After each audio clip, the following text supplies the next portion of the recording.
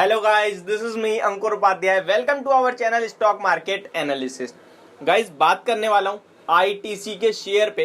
काफी दिन, 2-3 दिन पहले भी मैंने इस पे वीडियो बनाई थी। इनफैक्ट सॉरी, एक हफ्ता हो गया, ये 1 वीक अगो वीडियो बनाई थी और मैंने इस पे बाइंग की सजेशन दी थी। तब मार्केट प्राइस की बात करें तो 202 टू 203 पे था और शेयर की आज की बात करें तो आज भी 201 202 पे ही है।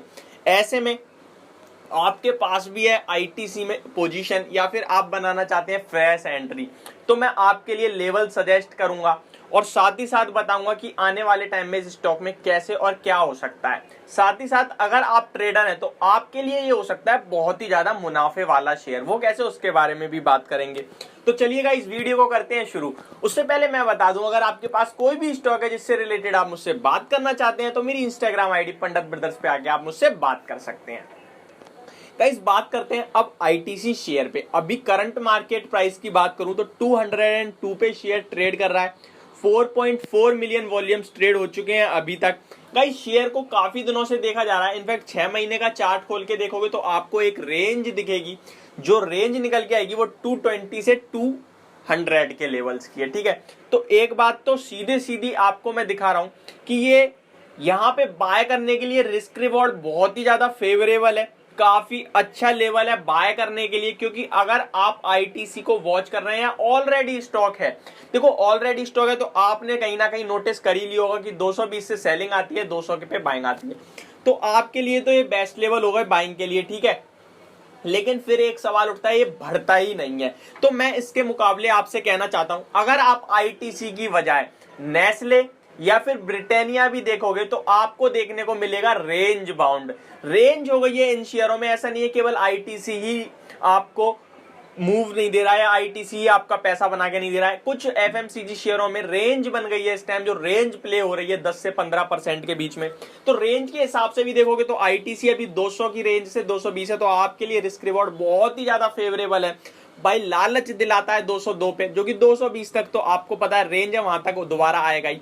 लेकिन मैंने एनालिस्ट को देखा कि कुछ लोगों का मानना है कि इस बार अपनी नीचे के लेवल में रेंज तोड़ेगा शेयर, लेकिन मुझे कहीं से कहीं नहीं लगता है 195 200 के लेवल से दोबारा भाग जाएगा। तो अभी आप अगर नीचे रेंज तोड़ता भी है तो आप प्रॉपर एक एसएल 198 का एसएल लेके आप बाय करिए। आपका एसएल कितना बन रहा है? 3 रुपए। आपका टारगेट कहां तक बन रहा है? इस मिनिमम 15 पॉइंट्स का टारगेट आ रहा है, 15 टू 16 पॉइंट्स का।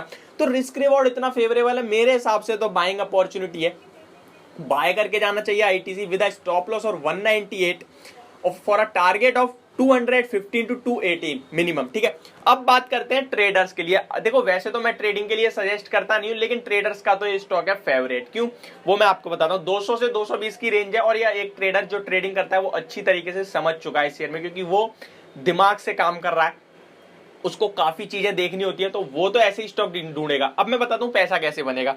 भाई, 195 की पुट बेच दो और 220 की कॉल बेच दो या 210 की कॉल बेच दो, शेयर उसी के बीच में बंद हो जाएगा। उधर की भी प्रीमियम मिलेगी, इधर की भी प्रीमियम मिलेगी। लॉट साइज की बात करें तो 3200 का लॉट साइज है। आपको टोटल अगर 4 पॉइंट की प्रीमियम भी मिल गई तो कितना हो गया आपका? 12-14 हजार रुपए का मंथली हो गया, क्योंकि शेयर तो मूवमेंट दे नहीं रहे, दोनों के बीच में बंद होगा और आपको प्रॉफिट है। लॉस की गुंजाइश बिल्कुल नहीं है, क्योंकि आप नीचे में भी एसएल है, ऊपर में भी एसएल है। भाई, नीचे जाते ही आपने दोनों पोजीशन काट देनी है। ठीक है, होप आप सभी को समझ में आई होगी और ट्रेडर को तो मैक्सिमम समझ में आई गई होगी, और वो तो शायद यही कर रहा होगा। या फिर एक इसके लिए स्ट्रेटेजी और हो सकती है, यहां से आप एक काम करिए कि पुट बेच दीजिए और कॉल बाय कर लीजिए, और सॉरी क्या कहते हैं, फ्यूचर बाय कर लीजिए।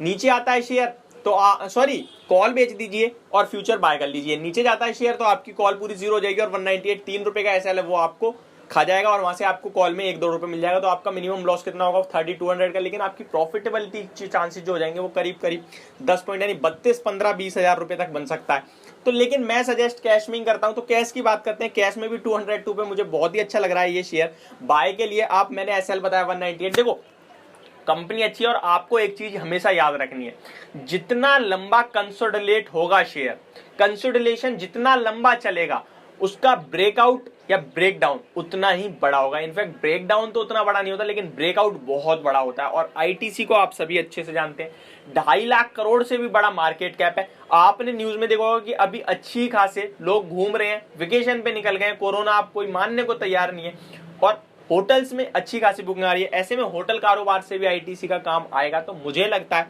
स्टॉक में अनलॉकिंग हो सकती है, वैल्यू अनलॉकिंग, और काफी ज्यादा ऊपर के पोटेंशियल बनते हैं गाइस। तो पेशेंस रखिए, बस मार्केट केवल और केवल पेशेंस का खेल है।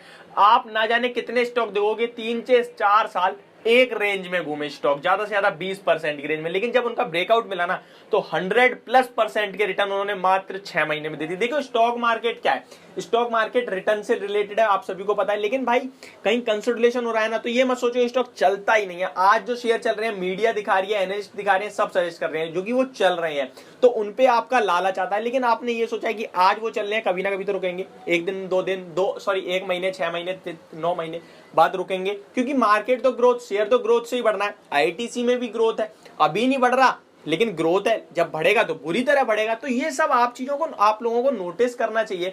ऐसा नहीं अगर आज आपका शेयर नहीं चल रहा तो आगे भी नहीं चलेगा, या फिर जो आज चल रहे हैं, जिन्हें एनालिस्ट सजेस्ट कर रहे हैं, वो आगे भी चलेंगे। फॉर एग्जांपल आज की डेट में आप देखोगे रियल एस्टेट के शेयर, रियलिटी के शेयर कितनी तेजी से भाग रहे हैं, शोभा, डीएलएफ। लेकिन आपको पता है 5 साल पहले जाओगे ना तो 1000 रुपए का डीएलएफ 300 रुपए पे आ गया। तो ये सारी चीजें आपको नोटिस करनी चाहिए। पैसा अपने दिमाग से लगाएं, अच्छी कंपनी ढूंढ के लगाएं। ऐसा नहीं आपने सुन लिया, अभी मूवमेंट चल रही है, आपने खरीद लिया। अभी मैं सीधा सीधा एग्जांपल रियल एस्टेट का ही दे देता हूं आपको। गाइस अभी मूवमेंट है शेयरों में, अभी बाइंग चल रही है, अच्छी खासी ग्रोथ देखने, सीएलएसए की तरफ से भी बाइंग की रेटिंग आ गई। लेकिन आपके पास जो स्टॉक है वो स्टॉक बुरे हैं क्या? नहीं। हाँ, हो सकता है आपने किस तरीके से चुना हो, आप अपनी कंपनी के आधार पर चुना होगा तो खराब है। नहीं, मैं आईटीसी को ही उठा लेता हूँ। आईटीसी का स्टॉक बढ़ नहीं था तो ये खराब है क्या?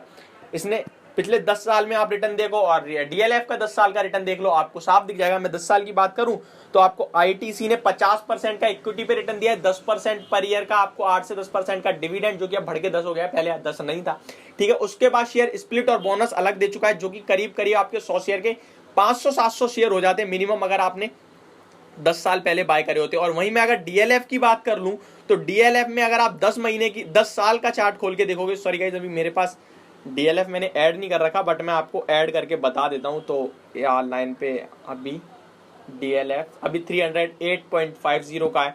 इनफैक्ट मैंने भी इसमें बाइंग कराई थी अपने टेलीग्राम पे 297 के लेवल्स पे, और मैंने 305 पे बुक करा दिया प्रॉफिट। 10 साल की बात करें तो इस शेयर ने आपको 32% के रिटर्न दे दिए हैं, ठीक है भाई डीएलएफ। लेकिन 50% से भी कम है। और डीएलएफ की अगर आपको मैं डिविडेंड की बात करूं तो 1% से भी कम का डिविडेंड यील्ड है। तो आप देख सकते हैं कहां 10% की डिविडेंड यील्ड, जो कि आज बेकार बता रहे हैं सब जिस शेयर को, और डीएलएफ सब बाय के लिए बोल रहे हैं। तो ऐसा मैं नहीं कह रहा कि डीएलएफ बेकार है, मेरा मानना यह है कि देखो मोमेंटम में जो शेयर होते हैं जिनका टाइम चल रहा है फॉर शॉर्ट टर्म, तो उनपे एनालिस्ट आते हैं वो ट्रेडिंग प्रोस्पेक्टिव से। लेकिन आपका पैसा का बनना है, आपका पैसा बनेगा भाई इन्वेस्टमेंट में।